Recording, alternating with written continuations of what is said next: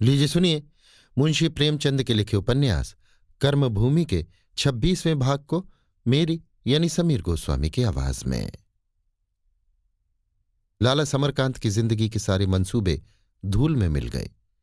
उन्होंने कल्पना की थी कि जीवन संध्या में अपना सर्वस्व बेटे को सौंपकर और बेटी का विवाह करके किसी एकांत में बैठकर भगवत भजन में विश्राम लेंगे, लेकिन मन की मन में ही रह गई। ये मानी हुई बात थी कि वो अंतिम सांस तक विश्राम लेने वाले प्राणी न थे। लड़के को बढ़ते देखकर उनका हौसला और बढ़ता, लेकिन कहने को हो गया। बीच में अमर कुछ ढर्रे पर आता हुआ जान पड़ता था, लेकिन जब उसकी बुद्धि ही भ्रष्ट हो गई तो अब उससे क्या आशा की जा सकती थी।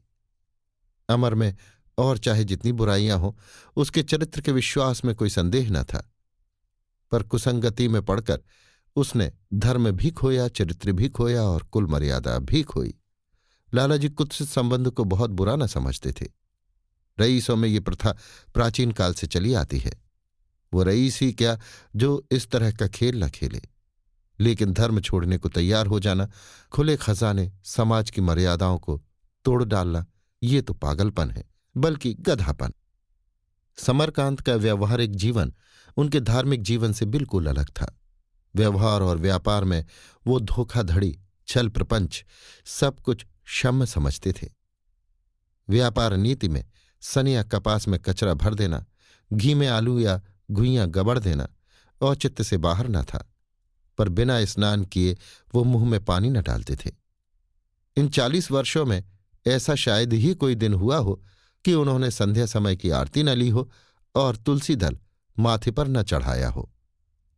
एकादशी को बराबर निर्जल व्रत रखते थे। सारांश ये कि उनका धर्म आडंबर मात्र था, जिसका उनके जीवन से कोई प्रयोजन न था।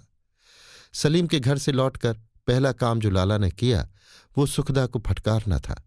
इसके बाद नैना की बारी आई। दोनों को रुलाकर वो अपने कमरे में गए और खुद रोने लगे। रातों रात ये खबर सारे शहर में फैल गई। तरह तरह की मिसकॉट होने लगी। समरकांत दिन भर घर से नहीं निकले, यहां तक कि आज गंगा स्नान करने भी न गए। कई असामी रुपए लेकर आए। मुनीम तिजोरी की कुंजी मांगने गया। लालाजी ने ऐसा डांटा कि वो चुपके से बाहर निकल आया। असामी रुपए लेकर लौट गए।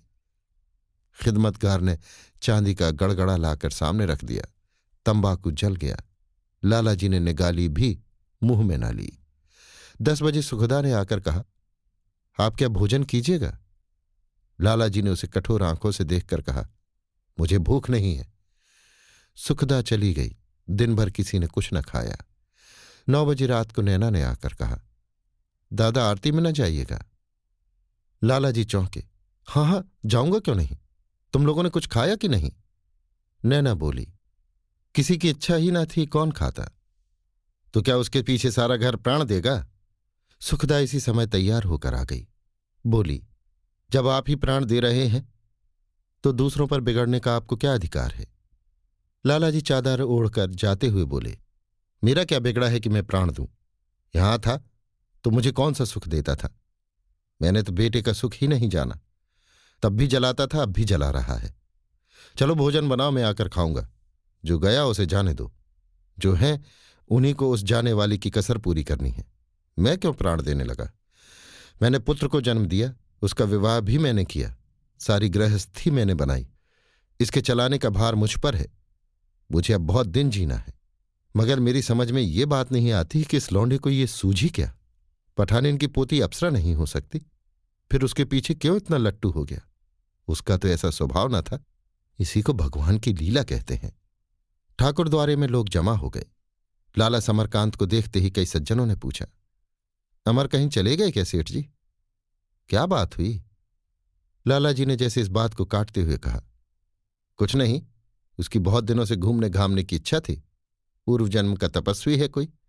उसका बस चले तो मेरी सारी गृहस्थी एक दिन में लौटा दे। मुझसे ये नहीं देखा जाता। बस यही झगड़ा है। मैंने गरीबी का मजा भी चखा है, अमीरी का मजा भी चखा है। उसने अभी गरीबी का मजा नहीं चखा। साल 6 महीने उसका मजा चख लेगा तो आंखें खुल जाएंगी। तब उसे मालूम होगा कि जनता की सेवा भी वही लोग कर सकते हैं जिनके पास धन है। घर में भोजन का आधार न होता तो मेंबरी भी न मिलती। किसी और को कुछ पूछने का साहस न हुआ, मगर मूर्ख पुजारी पूछ ही बैठा, सुना किसी जुलाहे की लड़की से फंस गए थे? ये अक्खड़ प्रश्न सुनकर लोगों ने जीभ काट कर मुंह फेर लिए। लालाजी ने पुजारी को रक्त भरी आंखों से देखा और ऊंचे स्वर में बोले, हाँ फंस गए थे तो फिर? कृष्ण भगवान ने 1000 रानियों के साथ नहीं भोग किया था? राजा शांतनु ने मछुए की कन्या से नहीं भोग किया था? कौन राजा है जिसके महल में 200 रानियां ना हो? अगर उसने किया तो कोई नई बात नहीं की। तुम जैसों के लिए यही जवाब है। समझदारों के लिए यह जवाब है कि जिसके घर में अप्सरा सी स्त्री हो वो क्यों जूठी पत्तल चाटने लगा?